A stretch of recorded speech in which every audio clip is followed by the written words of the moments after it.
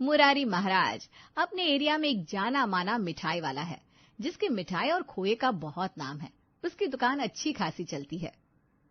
अरे गोविंद, हाँ जल्दी चला, ग्राहक आ जाएंगे तब बनेगा क्या तेरा खोया। अब मैं क्या करूँ, आज चूल्हा इतना धीरे चल रहा है, क्या कहूँ। रामलाल से कोयला लाने को कहा था, उसने कोयला भी अच्छा नहीं लाया। एक नंबर का काम चोर बन गया है वो, कोई काम उससे नहीं होता। पता नहीं मेरे जाने के बाद दुकान कैसे चलाएगा वो, मेरे दुकान का क्या होगा। मालिक वो सब छोड़िए, अभी ग्राहक देखिए। तभी ग्राहक आता है और मुरारी महाराज से कहता है, भाई पेड़ा देना, आज मेरी घरवाली का व्रत है और तुम्हारे दुकान के पेड़े ही वो खाती है, क्योंकि उसे विश्वास है यहाँ कोई मिलावट नहीं होगी। ग्राहक का यही विश्वास मेरे लिए सब कुछ है। इसी विश्वास ने तो मुझे कहाँ से कहाँ ला दिया।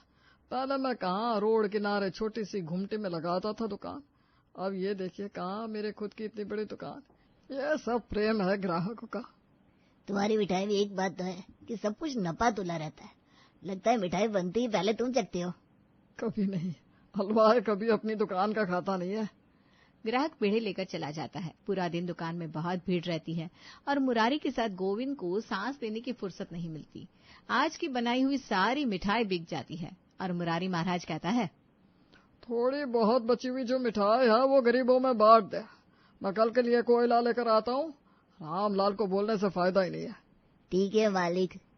गोविंद दुकान की थोड़ी बहुत बची हुई मिठाई गरीबों में बांट देता है और सारे बर्तन धोकर अगले दिन के लिए रख देता है।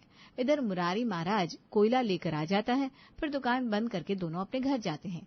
घर पहुंचकर मुरारी महाराज अपनी पत्नी मीना से कहता है, इससे तो अच्छा तुम बांझ ही रहती, एक काम नहीं करता ये।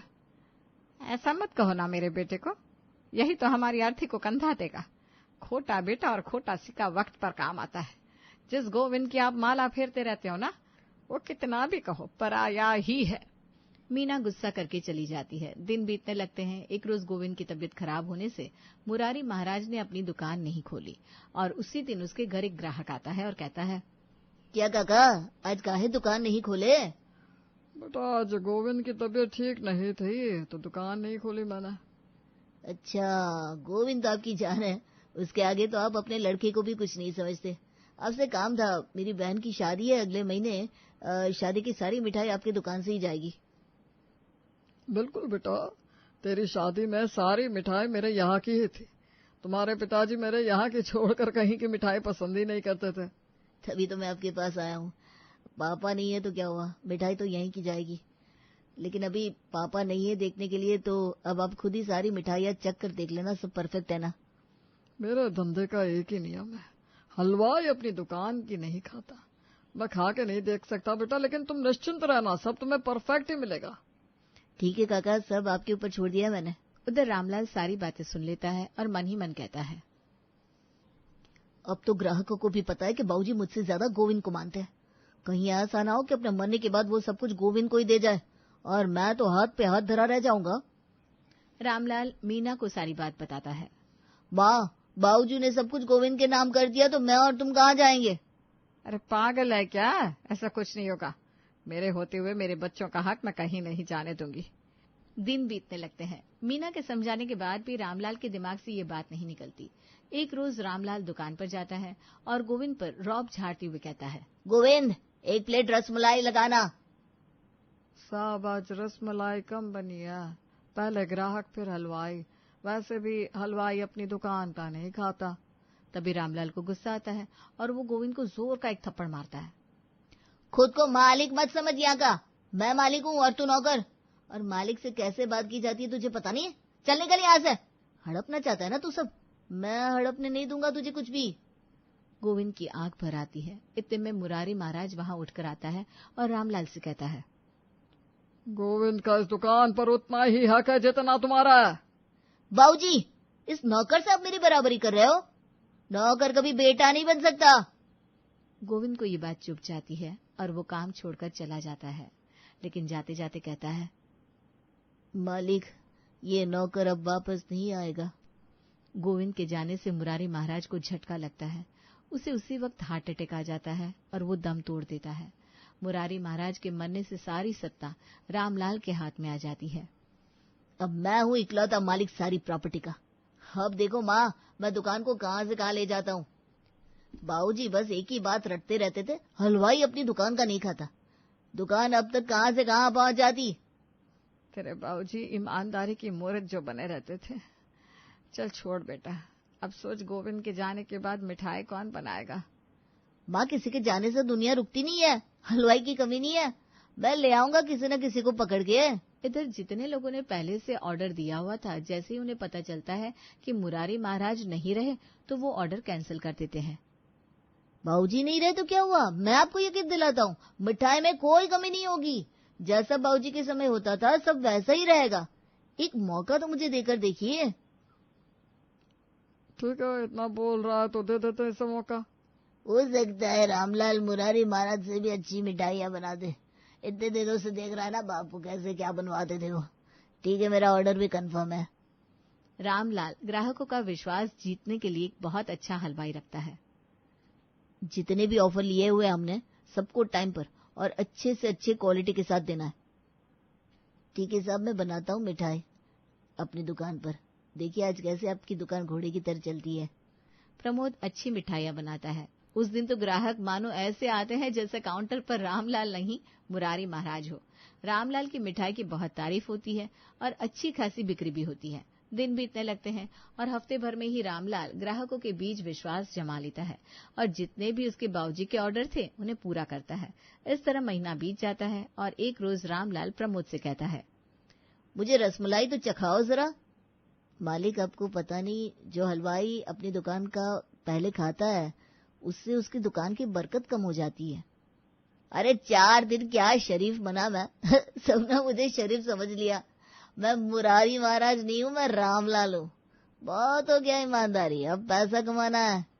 चलो मुझे खिलाओ और देसी घी की जगह डालडा इस्तेमाल करो।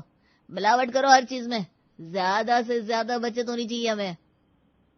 साहब लेकिन ये गलत है। मुझे सही गलत मत समझाओ, अपना काम करो और मुझे भी करने दो। रामलाल बैठकर खुद पहले खाता है फिर दुकान में बैठता है। 1 महीने में ही इस तरह रामलाल की कमाई दुगनी हो जाती है। इससे कुछ नहीं होगा, अब हमें कुछ और करना होगा। दुकान बंद करने के समय रामलाल देखता है कि बची हुई मिठाइयाँ प्रमोद गरीबों में बांट रहा है, तो वो कहता है, क्या ये सब, अब से कोई मिठाई बटेगी नहीं। बची हुई सारी मिठाइयाँ पहले हम बेचेंगे, उसके बाद नई वाली बिकेगी। ऐसे तो ग्राहक खराब हो जाएंगे, मिठाई खट्टी हो जाएगी। अरे कुछ नहीं होगी, जो होगा मैं देख लूंगा। एक काम करना, 10 मिठाई के बीच में एक पुरानी मिठाई चला देना। प्रमोद मजबूरी में जैसा जैसा रामलाल कहता है करते रहता है। पैसे के लालच में दिन पर दिन रामलाल खराब पर खराब सामान इस्तेमाल करने लगता है मिठाई बनवाने के लिए। एक दिन एक ग्राहक रामलाल से कहता है, पर रामलाल, तूने तो अपने बाबूजी से भी ज्यादा नाम कमाया, ऐसी क्या खासियत है तेरे मिठाई में? बस अपने लिए तो ग्राहक भगवान है। हलवाई कभी अपनी दुकान का नहीं खाता, वो पहले ग्राहक को देता है। ग्राहक भगवान है हमारे लिए। ओ, तुमने कभी अपने दुकान की मिठाई नहीं खाई? ऐसा तो हो ही नहीं सकता। खाई है, लेकिन बचपन में, वो भी दुकान बंद करते समय जो बच जाता था उसमें से। अब तो वो भी नहीं खाता। अरे वाह। दिन बीतने लगते हैं। अब मिठाई की क्वालिटी में कमी आने के कारण ग्राहक रामलाल की दुकान से मिठाई लेना बंद कर देते हैं। एक रोज मिठाई के लिए दूध गर्म करते हुए दूध फट जाता है और प्रमोद रामलाल से कहता है, मालिक, दूध फट गया है, अब क्या करूं? फेंक दो ना। दिमाग तो ठीक है, बड़ा आया फेंकने वाला। मिठाई बना दे इसकी। ग्राहकों की तबीयत खराब हो जाएगी। अरे कुछ नहीं होता, बना तू। रामलाल मिठाई बनवाता है और सारी मिठाइयाँ बिक भी जाती है। फिर शाम को मोनिका रामलाल की दुकान पर उससे मिठाई का डिब्बा लेकर आती है और चिल्लाती हुई कहती है, ये क्या दिया है तुमने? रसमलाई जो आपने मांगी थी। अरे वो तो मुझे भी पता है, अब इसे तू खा। कैसी बात कर रहे हो बहन जी, हलवाई अपनी दुकान का नहीं खाता, आपको पता नहीं क्या? अरे मुझे सब पता है, अब तुझे पता चलेगा, चल खा। मोनिका फोन करके बहुत सारे लोगों को बुला लेती है। सब लोग मिलकर रामलाल को घेर लेते हैं और उसके मुंह में मिठाई जबरदस्ती ठूंसने लगते हैं। सड़ी मिठाई खिलाकर मेरे बच्चों की तबीयत खराब कर दी। अब देख, पहले तो तू अस्पताल में रहेगा, फिर जेल में चक्की पीसना और वहां कहना हलवाई अपनी दुकान का नहीं खाता।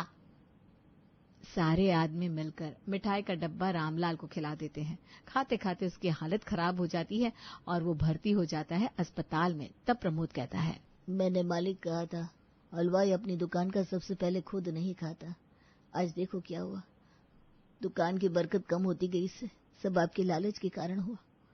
तू रुक, मुझे ठीक होने दे, बाद में देखना मैं क्या करता हूँ, बताता हूँ मैं इस औरत को। इतने में ही पुलिस वाला वहां आता है और उसके हाथ में हथकड़ी डालते हुए कहता है, जेल में दिखाना सबको। डॉक्टर, ये ठीक होते ही मुझे इत्तला कर देना। प्रमोद चला जाता है और रामलाल के ठीक होते ही उसे जेल हो जाती है।